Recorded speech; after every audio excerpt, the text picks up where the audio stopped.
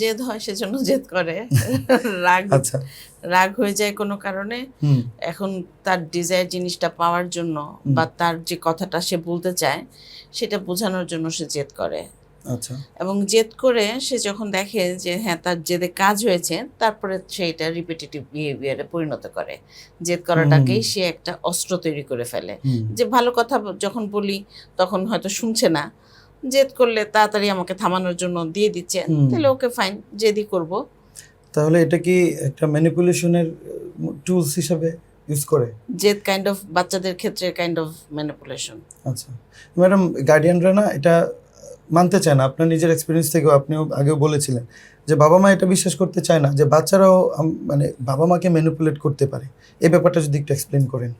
আচ্ছা, এখন দেখতে হবে যে আমরা কোন ধরনের বাচ্চাদের ব্যাপারে কথা বলছি, জানতে চাচ্ছি। যদি এমন হয় যে 2 থেকে 4 বছরের বাচ্চা, তাহলে তারাও জেদ করে, ছোট বাচ্চারাও জেদ করে। আবার যদি এরকম হয় স্কুল গোয়িং বেবি, ওরাও জেদ করে। কিন্ডারগার্টেন লেভেলের, হ্যাঁ, কিন্ডারগার্টেন লেভেলের কথা, ওরাও জেদ করে। এখন কথা হচ্ছে যে কোন ধরনের বাচ্চাদের নিয়ে আপনি ডিল করছেন। এখন এটা সবার জন্য খুব অবাকের, মানে 2 থেকে 4 বছরের বাচ্চা ও কেন জেদ করবে?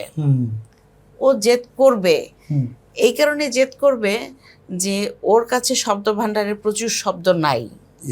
যে কথাটা ও বুঝাতে চাচ্ছে সেই কথাটা আপনাকে ও বলে বুঝাতে পারছে না। এখন ও মানে টেম্পার লুজ করছে, ট্যান্ট্রাম করছে, তারপরে ও জেদ করছে।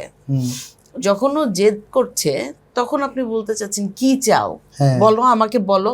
মানে আপনি ঠান্ডা হতে চাচ্ছেন, আপনি পরিবেশ পরিস্থিতি ঠান্ডা করতে চাচ্ছেন, আপনি ওকে জিজ্ঞেস করছেন তুমি কি চাও বলো। তখন ও জেদ করতে করতে নির্দেশ করবে যে ওইটা চাচ্ছে, বা মুখে বলবে যে এটা চাচ্ছে। তখন আপনি তাকে সেটা দিলেন, ও ঠান্ডা হলো।